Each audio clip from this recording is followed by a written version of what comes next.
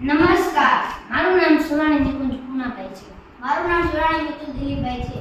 અમે ધોરણ 8 માં શ્રી ભંડારીયા કેન્દ્રવતી શાળામાં અભ્યાસ કરીએ છીએ. આજે મેં આ બનાવ્યું છે ફ્યુચર ટ્રાન્સપોર્ટેશનનો નમૂનો, જેનો મુખ્ય હેતુ એ છે કે ભારતમાં આવનારા સમયમાં ખૂબ જ ભીડ વધવાની છે અને વાહનોના ધુમાડાથી આખો દેશ પ્રદૂષિત થઈ જશે. માટે અમે એક ન તો પ્રદૂષણ કરે અને ઘણા બધા વાહનોને તેની અંદર મૂકી શકાય તેવું એક મોડેલ બનાવ્યું છે, જેનું નામ છે ફ્યુચર ટ્રાન્સપોર્ટેશન.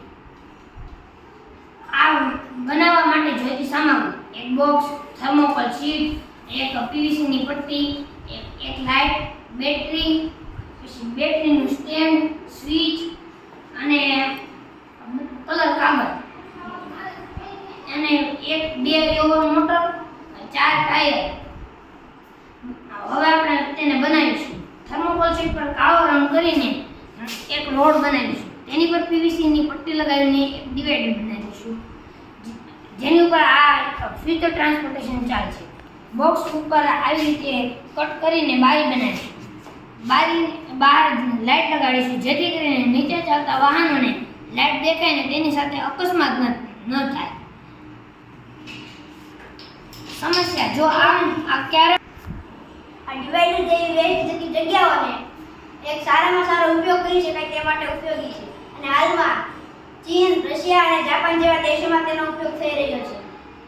જો કદાચ આ અડધા રસ્તે ખોટવાઈ પણ જાય તો આની અંદર ટૂલ બોક્સની ભવિષ્યમાં વ્યવસ્થા રાખવામાં આવેલી છે. તે અડધા રસ્તે ખરાબ થઈ જાય તો નાની ખરાબી હોય તો સારી કરી શકાય, અને જો મોટી ખરાબી હોય તો 50 કિલોમીટરના એરિયાની અંદર સર્વિસ સ્ટેશન બનાવવામાં આવશે, જ્યાં ટ્રેનની સુવિધા ઉપલબ્ધ છે. તે ટ્રેન આ ફ્યુચર ટ્રાન્સપોર્ટેશનને સર્વિસ સ્ટેશન સુધી પહોંચાડીને ફરી ચાલુ બનાવી દેશે. હવે આપણે જોઈએ કે કેવી રીતે કામ કરે છે.